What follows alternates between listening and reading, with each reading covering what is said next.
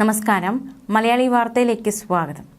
കാർഗിൽ യുദ്ധവിജയം ഓരോ ഇന്ത്യക്കാരിലും ജ്വലിക്കുന്ന ഓർമ്മയാണ്. കാർഗിൽ യുദ്ധവിജയത്തിന്റെ സ്മരണയിലാണ് രാജ്യം.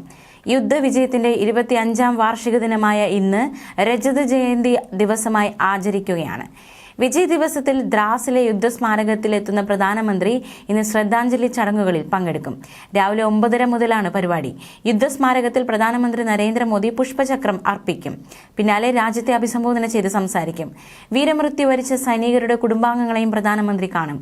പ്രധാനമന്ത്രിയുടെ സന്ദർശനം കണക്കിലെടുത്ത് കനത്ത സുരക്ഷയാണ് ദ്രാസിൽ ഒരുക്കിയിരിക്കുന്നത്. നിയന്ത്രണങ്ങൾ അടക്കം നടപ്പാക്കിയിട്ടുണ്ട്. കരസേനാ മേധാവി ജനറൽ ഉപേന്ദ്ര ദ്വിവേദി അടക്കം സൈനിക ഉദ്യോഗസ്ഥരും പരിപാടിയിൽ പങ്കെടുക്കും. 1999 ജൂലൈ 4 നേരം പുലരുന്നതിന് മുമ്പ് തന്നെ ഒരു സൈനിക നടപടിക്ക് തയ്യാറെടുക്കുകയായിരുന്നു ഒരു സംഘം ഇന്ത്യൻ സൈനികർ. പാക് നുഴഞ്ഞുകയറ്റക്കാർ കൈയടക്കിയ കാർഗിലിലെ ടൈഗർ ഹിൽസിലെ തന്ത്രപ്രധാന 3 ബങ്കറുകൾ പിടിച്ചെടുക്കുകയായിരുന്നു ലക്ഷ്യം. അതിനായി ചുമതലപ്പെടുത്തിയ ഘടക് പ്ലാറ്റൂണിന്റെ ഭാഗമായിരുന്നു ഗ്രനേഡിയർ യോഗീന്ദർ സിംഗ് യാദവ്. 17,000 അടി ഉയരത്തിലുള്ള ടൈഗർ ഹില്ലിൽ മഞ്ഞുമൂടിയ മലയുടെ മുകളിലായിരുന്നു ബങ്കറുകൾ. ഇന്ത്യൻ സംഘം 16,000 അടി ഉയരത്തിലെത്തി. അപ്പോഴേക്കും തണുപ്പ് കനത്തു. എല്ലാവർക്കും അവിടേക്ക് കയറാനായില്ല. ഇതോടെ സ്വയം സന്നദ്ധനായ യോഗീന്ദർ മല കയറാൻ തുടങ്ങി. ചെങ്കുത്തായ മഞ്ഞുപാറയിൽ മഴുവെറിഞ്ഞുറപ്പിച്ച് അതീവ ദുഷ്കരമായ പാറക്കെട്ടുകളിൽ അള്ളിപ്പിടിച്ച് കയറി മുകളിലെത്തിയ അദ്ദേഹം കൂട്ടാളികൾക്ക് കയറി വരാൻ കയറിട്ട് നൽകി. ഇതിനിടെ ശത്രുവിന്റെ കണ്ണിൽപ്പെട്ടതോടെ കനത്ത ആക്രമണം നേരിടേണ്ടി വന്നു. വെടിവെപ്പിൽ പ്ലാറ്റൂൺ കമാൻഡറും മറ്റ് 2 പേരും കൊല്ലപ്പെട്ടു. യാദവിന് തോളിലും അടിവയറ്റിലുമടക്കം വെടിയേറ്റു. ഗുരുതരമായി പരിക്കേറ്റിട്ടും അത് വകവയ്ക്കാതെ ആദ്യത്തെ ബങ്കറിലേക്ക് ഇഴഞ്ഞു നീങ്ങിയ യാദവ് ഒരു ഗ്രനേഡ് അതിനു നേരെ എറിഞ്ഞു. ഇതോടെ 4 പാകിസ്ഥാൻ സൈനികർ കൊല്ലപ്പെടുകയും ശത്രുവിന്റെ തോക്കുകൾ നിശബ്ദമാകുകയും ചെയ്തു.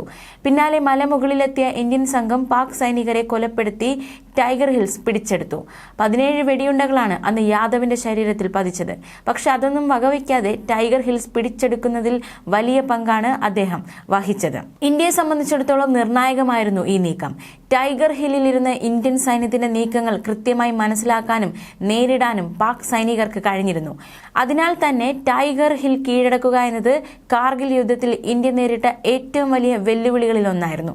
ഇത് പിടിച്ചെടുത്തത് വഴി ഇന്ത്യൻ സൈന്യത്തിന് പാകിസ്ഥാനെ മുട്ടുകുത്തിക്കാൻ അനുകൂലമായ സാഹചര്യമൊരുക്കി. കാർഗിൽ യുദ്ധവിജയത്തിലേക്ക് ഇന്ത്യയെ നയിച്ച സുപ്രധാന നാഴികക്കല്ലായിരുന്നു ടൈഗർ ഹിൽസ് കീഴടക്കൽ. ജൂലൈ 11 പാക് നുഴഞ്ഞുകയറ്റക്കാർ കാർഗിലിൽ നിന്ന് പിന്മാറ്റം തുടങ്ങി. പിന്നാലെ 3 മാസം നീണ്ട പോരാട്ടത്തിനൊടുവിൽ പാകിസ്ഥാനെ തുരത്തി കാർഗിലിൽ സൈന്യം ത്രിവർണ പതാക ഉയർത്തി വിജയമുറപ്പിച്ചു. ജൂലൈ 14 ഓപ്പറേഷൻ വിജയ് വിജയിച്ചെന്ന് അന്നത്തെ ഇന്ത്യൻ പ്രധാനമന്ത്രി അടൽ ബിഹാരി വാജ്പേയി പ്രഖ്യാപിച്ചു.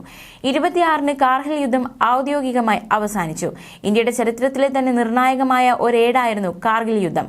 ആ ഐതിഹാസിക പോരാട്ട വിജയത്തിന് 25 വയസ്സ് കഴിഞ്ഞു. പാക് സൈന്യം കൈയടക്കിയ പ്രദേശത്ത് നിന്ന് അവരെ ഒഴിപ്പിക്കുകയും തുടർ കയ്യേറ്റം നിയന്ത്രിക്കുകയുമായിരുന്നു ഓപ്പറേഷൻ വിജയന്റെ സൈനിക തന്ത്രം. 1999 ജൂലൈ 26 കാർഗിൽ യുദ്ധം ഔദ്യോഗികമായി അവസാനിക്കുന്നത്. സൈനികരുടെ ധീരതയെ ആദരിക്കുന്നതിനായി വർഷം തോറും ഈ ദിനം കാർഗിൽ വിജയ് ദിവസായി ആഘോഷിക്കുന്നു. ന്യൂസ് ഡെസ്ക് മലയാളി വാർത്ത.